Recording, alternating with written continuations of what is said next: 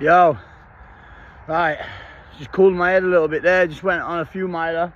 We standing a few mile in the morning, just been blasting out. I was finishing my walk off, yeah. Right, I am a bit calmer now, yeah, so I'll talk properly.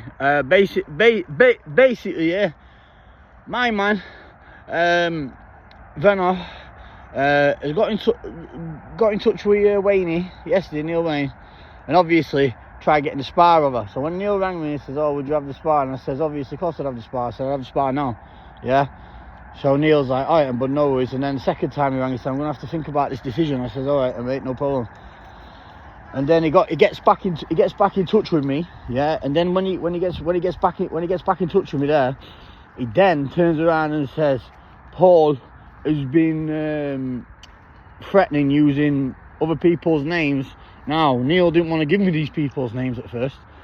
It just took me a lot of digging to get them out. You know what I mean? Yeah. And, well, he didn't give no names anyway, but I got the names. You know what I mean? But mentioning names, saying that people are going to start raiding gyms or whatever, blah blah blah blah blah. So I said to Neil, I said, "Let him."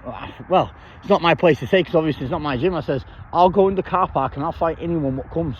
You know what I mean? How was that, Rob? Anyone pulls up, yeah, just see to it that there's enough men to watch fair play and I'll fight. You know what I mean?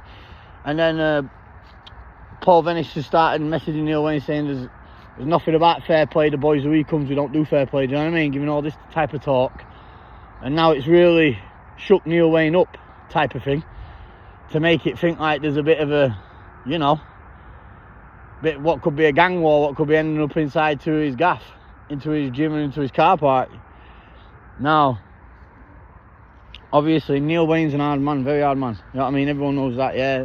He's never done nothing wrong to me. And he's been being sound with me. He's been giving me the best of sparring there. Everything's been bang on with all the other names who Paul mentioned in the video. Joe, Josh, and all the others. Yeah, they've all been cracking on training together. Yeah, right.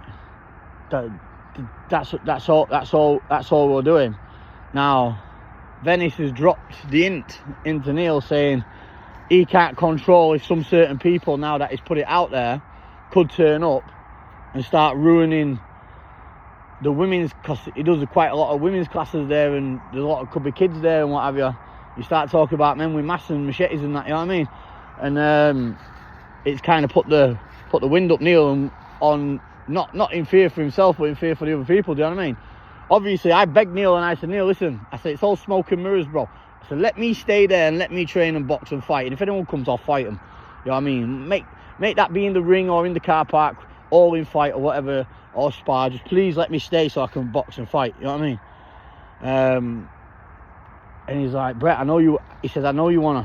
I said, "If I have it my way, mate, you'd rip me out of there in a JCB. I'll handcuff myself there. If you're gonna get down, get down. I'd rather get over and done with. You get me?" And then he's like, "I just can't have it, mate. I just can't have it, pal." He says, "You've been bang on." He said, "I love you to bits. You're a nice guy. You're a lovely guy, mate. You know what I mean?" He says, and you've been training bang on. You've come on leaps and bounds, and you've only been here 2 weeks in camp, yeah. You've shredded a lot of weight. Your fitness is bang on. You're starting to spar better. Do you know what I mean? And then now all of a sudden, bang, this. You know what I mean? This. So, obviously, I was driving all the way out of Doncaster into Pontefract anyway, which you know he sends 45 minutes every day to train anyway. Man, what a nightmare. You know what I mean? So he's saying, "I know you've got the heart and the balls, Brett." He says, "But I can't." He says, "It's too much of an Irish situation for the women and children." That's all he keeps saying to me. That's what Neil Wain keeps saying to me. And then Venis keeps on popping up saying in messages and ringing him all the time, saying, but being smart about it, saying, "You know how it is, bud, don't you?" You know what I mean? No hard feelings, giving all this swarmy talk and that to Neil Wain. Obviously, Neil had smoked fucking Venis. That's common sense. But if I'd smoked Venis, it's not the fact. It's the fact he keeps on mentioning other people's names, saying like the words gypsies and all that there, and he's putting the fear into the boxing gyms. And he's not letting people train. And God's honest truth, Neil Wain don't lie to anyone, guys. So, you know what I mean? He's a well-known guy, he's a public figure, ex-UFC. So ask him. Neil will tell you the exact same as what I've just told you there. 1,000,000%. So, yeah, one of them, innit? So I've just done a couple of miles on the field, do a walk, I'll do 100 press ups, 100 sit ups, 100 squats in here, just to calm down and chill out a bit, yeah. Because listen, my brain blew this morning. You know what I mean? Oh, wow, my brain blew. And yeah, I'm gonna get to the weights gym, do a 1-to-1 circuit fitness. I've got a circuit coach there for the fitness side of things, but I'm gonna find a new boxing gym. That's all I can do. There's nothing else I can do. Nothing else I can do. I will stay in the box in the camp. Neil will tell you. I've been begging Neil, please let me stay and box in the camp, please. You know what I mean? Please. It's only 3 rounds with me and Danny, but I want to come out the best I can be. Do you know what I mean? And yeah, Paul just won't stop. He just won't stop.